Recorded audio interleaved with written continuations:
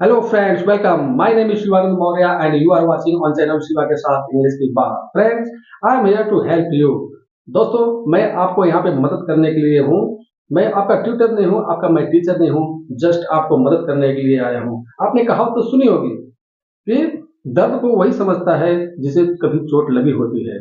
मेरे कहने का मतलब है कि I have learn English from the scratch. मैंने जीरो से इंग्लिश सीखा है, इसलिए मुझे पता है कि कौन सा मेथड काम करता है, कौन सा मेथड काम नहीं करता है. तो आपको मैं जो मेथड मेरे ऊपर काम किया और जो मेथड मेरे स्टूडेंट्स के ऊपर काम कर रहा है, मैं वही मेथड आपको शेयर कर रहा हूँ. और इसका प्रोसेस नंबर 1 आपके साथ मैं शेयर कर चुका हूँ और प्रोसेस नंबर 2 आज मैं आपको शेयर करने जा रहा हूँ. So my friend, I guarantee you, if you are following the process I am sharing with you, then definitely you will be able to learn English faster. So friend, मैं जो process आपको share कर रहा हूँ, यदि आप इस process को फॉलो करते हैं तो निश्चित रूप से आप बहुत ही तेजी से इंग्लिश सीख पाएंगे.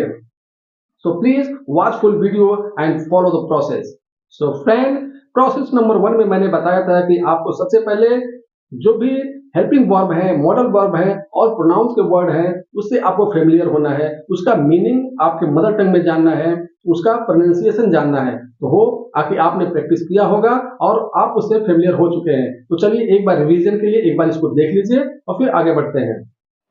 I, is, am, are, you, they, we, he, she, my, mine, are, his, her, him, them, we, us, they, what, why, their, these, those, was, were, will, should, could, would, can, may, might.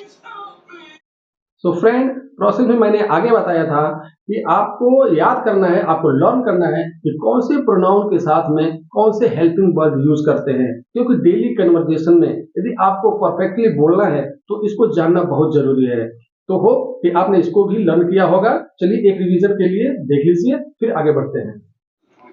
I am, you are, they are, we are, he is, she is, it is, I will, I shall, you will, they will, we will, he will, she will, I was, he was, she was, you were, they were, we were.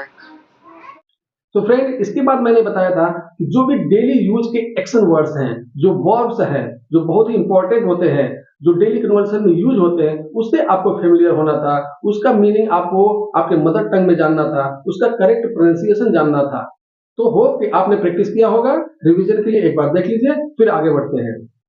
Read, write, study, go, come, eat, walk, talk, sleep, wake up, drink, play, jump, give, take, bring, run, sing, dance, win, break, beat, see, watch, take, wear, rest.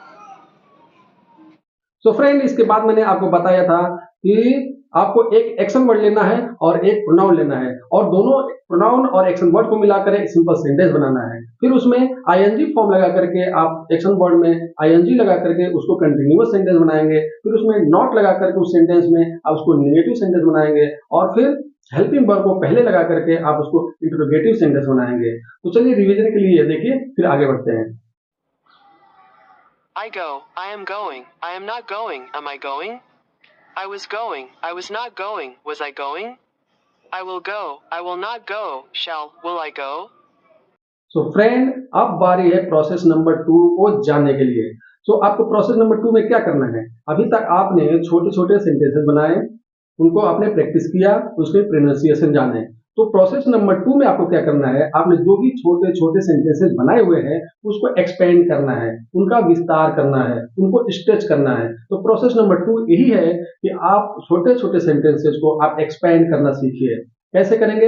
Example के लिए चलिए लेते हैं, एक pronoun लेते हैं आई और action word लेते हैं वेकअप. वेकअप मीन्स क्या होता है? जगना. तो हम लोग सब लोग रोज जगते हैं. तो चलिए ये सेंटेंस बनाते हैं कि आई वेकअप. ये आपका हो गया छोटा सेंटेंस, आप जो शुरुआत में बनाने के लिए सीखे हैं. आई वेकअप एक सबसे सिंपल सेंटेंस हो गया. अब इसको एक्सपेंड कैसे करना है? तो आप जगते हैं लेकिन रोज जगते हैं, तो आप कह सकते हैं आई वेकअप एवरी मॉर्निंग, यानी मैं रोज सुबह जगता हूं. अब इसको थोड़ा सा और एक्सपेंड करने के लिए आप क्या कर सकते हैं? इसमें टाइम ऐड कर सकते हैं. तो आप कह सकते हैं कि I wake up every morning at 6 o'clock. ठीक है. अब इसको थोड़ा और एक्सपेंड करते हैं। आप उसमें नॉर्मली, यूजुअली कुछ ऐड कर दीजिए कि आमतौर पर मैं सुबह रोज 6 बजे उठता हूँ, तो इसको इंग्लिश में कैसे कहेंगे? नॉर्मली या usually I wake up every morning at 6 o'clock। आपने देखा कि कैसे छोटा सा सेंटेंस था आई वेक अप, कैसे बड़ा होकर बन गया कि normally I wake up every morning at 6 o'clock। तो इसी तरह से आप और भी एग्जाम्पल देखिए जो आगे मैं वीडियो में दिखा रहा हूँ, और उसके बाद आप खुद ही प्रैक्टिस करिए। आप जो भी सेंटेंस छोटे छोटे बना पा रहे हैं उनको एक्सपेंड करने के लिए सोचिए। ओके, तो आई स्लीप का मतलब होता है कि मैं सोता हूँ। अच्छा, आप सोते हैं तो कहीं तो सोते होंगे। चलिए एग्जाम्पल के लिए हम लेते हैं कि हम छत पर सोते हैं, तो छत पर सोने के लिए हम लोग क्या कहेंगे कि I sleep on the roof. अच्छा, रूफ बोलते हैं जो टेरिस होता है, आप उसको टेरिस ही बोल सकते हैं। ऐसा भी कर सकते हैं कि I sleep on the terrace. Okay, फिर और क्या सेंटेंस बना सकते हैं? आप कह सकते हैं कि I sleep in my personal room, मैं अपने पर्सनल रूम में सोता हूँ। अच्छा, इसको और एक्सपेंड करने के लिए आप कह सकते हैं when I sleep in my personal room I feel very comfortable. तो आपने देखा कि कैसे एक छोटा सा सेंटेंस जो केवल आई स्लीप था वो कैसे हो गया when I sleep in my personal room I feel very comfortable. ठीक है, चलिए अब आगे प्रैक्टिस करने के लिए हम एक कंटिन्यूअस सेंटेंस लेते हैं, और सेंटेंस है आई am going. I am going का मतलब होता है मैं जा रहा हूं।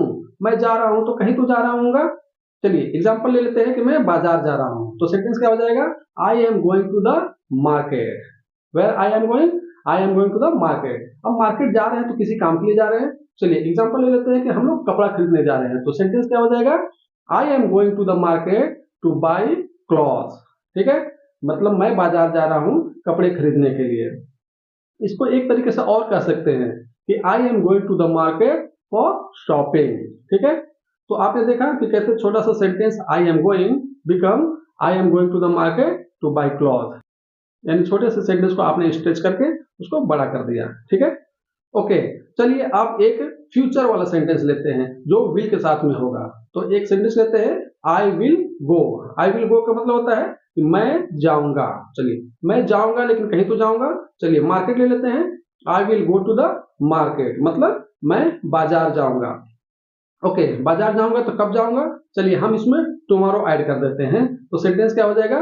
Tomorrow I will go to the market. अब मार्केट जाएंगे तो हम लोग कुछ खरीदेंगे, तो इसमें कुछ खरीदने वाला वर्ड यूज कर लेते हैं, जैसे tomorrow I will go to the market and buy a bag, यानी कि कल मैं बाजार जाऊंगा और एक बैग खरीदूंगा। तो आपने देखा कैसे छोटा सा सेंटेंस आपने उसको स्ट्रेच करके एडिशनल वर्ड डाल करके ऐसे उसको बड़ा कर दिया। तो आपको कंटिन्यू करना है, इसी तरह से प्रैक्टिस करना है।